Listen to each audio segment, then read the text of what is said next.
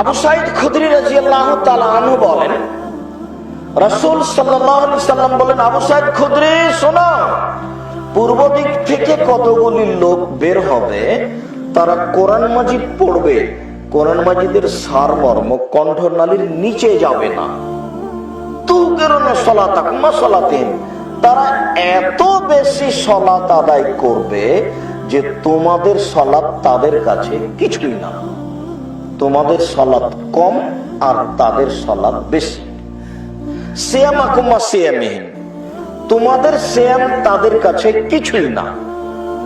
তারা সিয়াম পালন করবে অনেক অনেক বেশি আর তোমাদের সিয়াম হবে কম। আমালাকুম আমালিহিম, তাদের তাসবিহ তাহলিল জিকির আজকার তোমাদের চেয়ে অনেক বেশি। মেশিনে তাসবিহ গণনা করে, মেশিনে। ঢাকা বাংলা বাজারে দোকানে বসে আছি কিছুদিন আগে, অল্প কয়েকদিন আগে, তো একটা লোক এসে বলছে আমাকে, 1000 দানার তাসবিহ দেন, 1000 দানার তাসবিহ। এই ছেলে, বলো তো দেখি তাসবিহ গণনা হবে কিসে? আঙ্গুলে। আঙ্গুল বিচারের মাঠে কি করবে? সাক্ষী দেবে। তাসবিহ দানা কিছুই না। এতে রাসূলকে অপমান করা হয়। আল্লাহর নবী বললেন আঙ্গুলে ডান হাতে, বড় হুজুর বলে তাসবিহ ডান হাতে। আল্লাহর নবী মুহাম্মদ সাল্লাল্লাহু আলাইহি ওয়াসাল্লাম বলছেন ডান হাতে আঙ্গুলে, বড় হুজুর বলছেন 1000 দানাতে। আল্লাহর নবী বলছেন আমার জীবনে 3টি বড় ভয়। 1, ভ্রান্ত হুজুর। 2, আমার উম্মত হিন্দুদের সাথে মিশে যাবে। বাড়িতে থাকবে পুতুল মূর্তি, এটা হিন্দুদের কাজ। গান বাজনা মুসলমানের ঘরে হবে, প্রায় সব দোকানে বাজনা বাজে, প্রায় সব বাড়িতে বাজনা বাজে। এই যে বোকা ছেলেগুলি প্রায় সবার মোবাইলে ল্যাংটা মেয়ে নাচে, বাজনা বাজে। আল্লাহ নবী বলছেন আমার উম্মত হিন্দুদের সাথে মিশে যাবে। 3, সাতাবদু কাবাইলু মিন উম্মতিল আওসান, আমার উম্মত মূর্তি পূজা করবে। কাঁকড়া আছে শোকে, যে কাঁকড়া, তোমার মা প্লেট কিনেছে, প্লেট তাতে আছে চিংড়ি মাছ।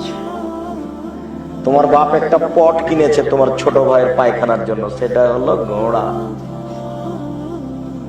তোমার মা একটা তরকারির বাটি কিনেছে, সেটা হলো রুই মাছ।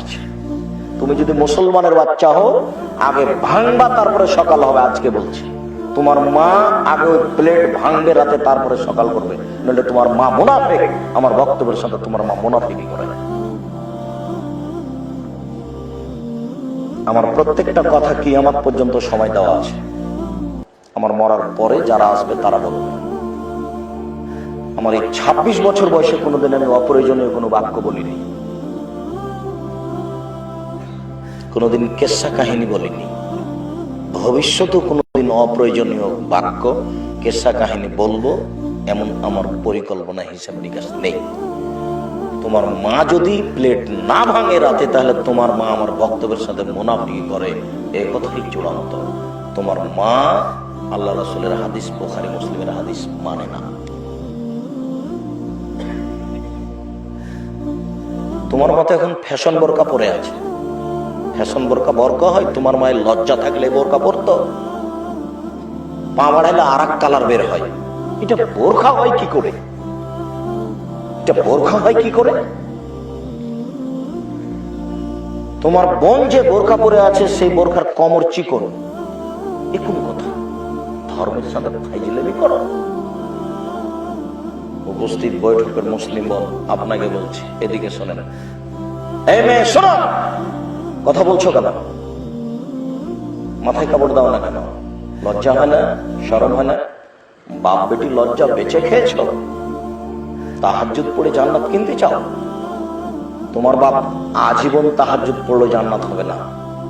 3 শ্রেণীর মানুষ জান্নাতে যাবে না, এই কথা মুহাম্মদ সাল্লাল্লাহু আলাইহি সাল্লাম বলেন। তার মধ্যে তোমার বাপ আছে।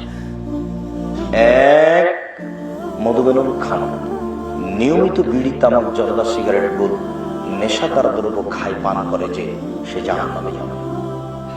2, রাজলাতু মিনান নিসায়ে, পুরুষের বেশধারী নারী, যারা পুরুষের জুতা স্যান্ডেল পরে, যারা পুরুষের শার্ট প্যান্ট পরে, যারা পুরুষের পোশাক পরে, মাথার চুল ছোট করে, এসব মহিলা জাহান্নামে যাবে। 3 অদায়ুস, তোমার বাপ আল্লাযী ইকররু ফি আহলি আল খাবাসা, যে তার বাড়িতে বেহায়াইর সুযোগ দিয়েছে, সে দায়ুস ও জাহান্নামে যাবে। এই কথা রাসূল সাল্লাল্লাহু আলাইহি ওয়াসাল্লাম বলেন।